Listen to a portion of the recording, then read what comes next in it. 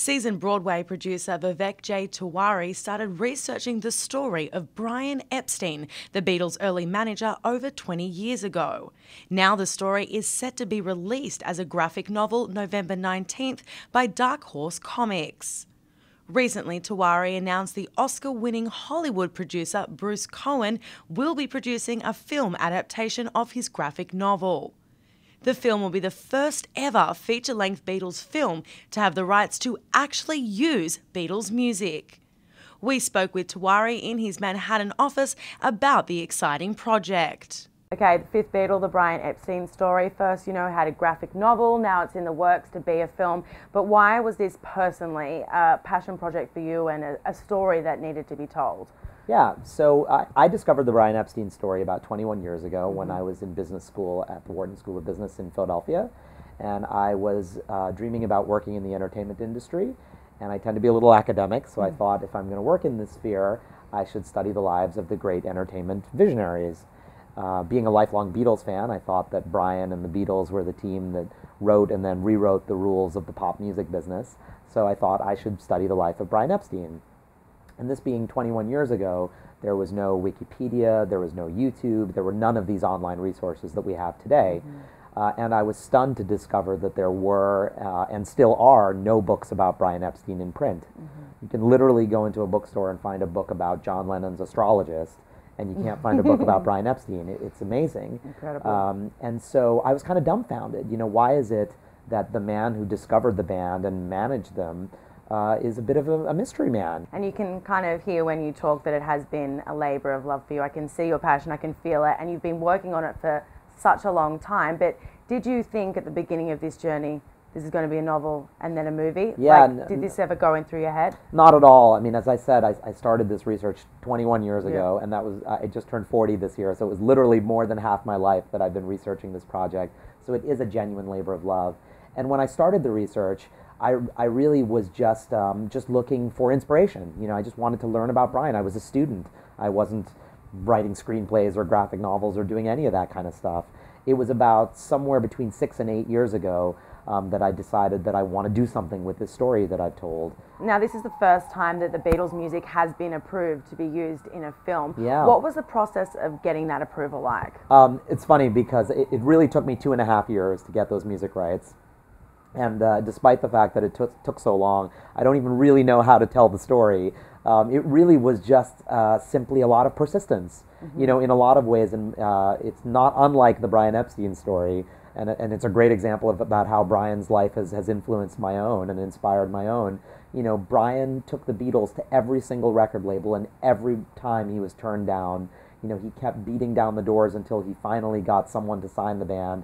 And they were signed to Parlophone, which was at the time a classical and a comedy label. It was the least likely place for them to succeed, but he got it done, And in much the same way, it took me years, and I literally have 3 rejection letters where I was told, thanks for reaching out to us, and unfortunately your request has been denied.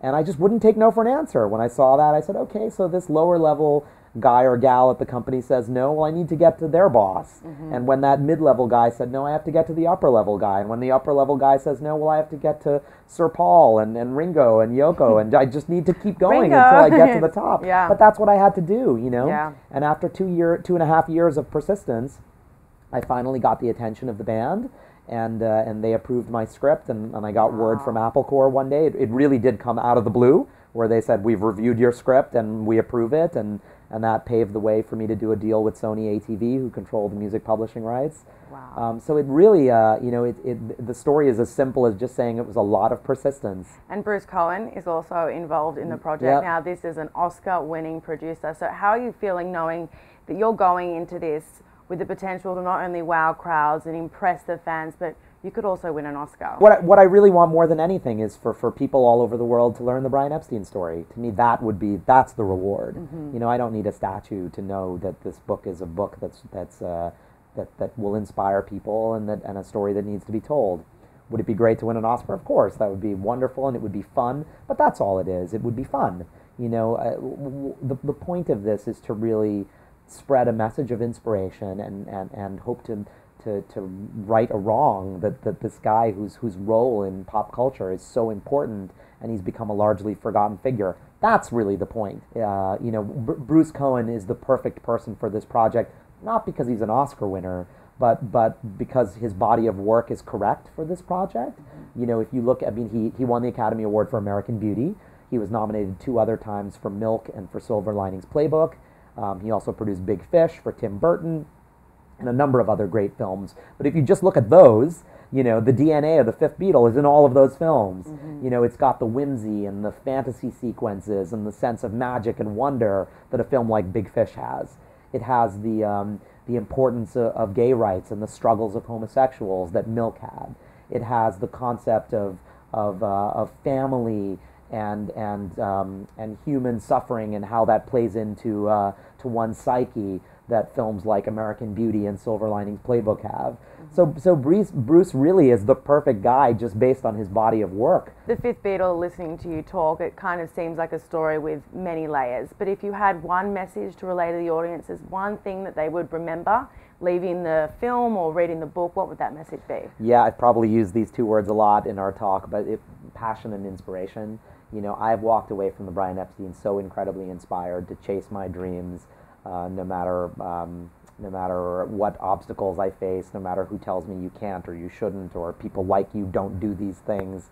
And it is my deepest desire that our readers and our viewers will leave the Fifth Beatle feeling the same way, feeling inspired to chase their dreams, to be persistent, no matter how crazy that dream may sound, and no matter who in their lives tells them that they can't do something, that you can, and you can succeed, and you can succeed brilliantly, and you can change the world. That's really what I hope people will walk away from the Brian Epstein story with an intense sense of inspiration, motivation, and passion.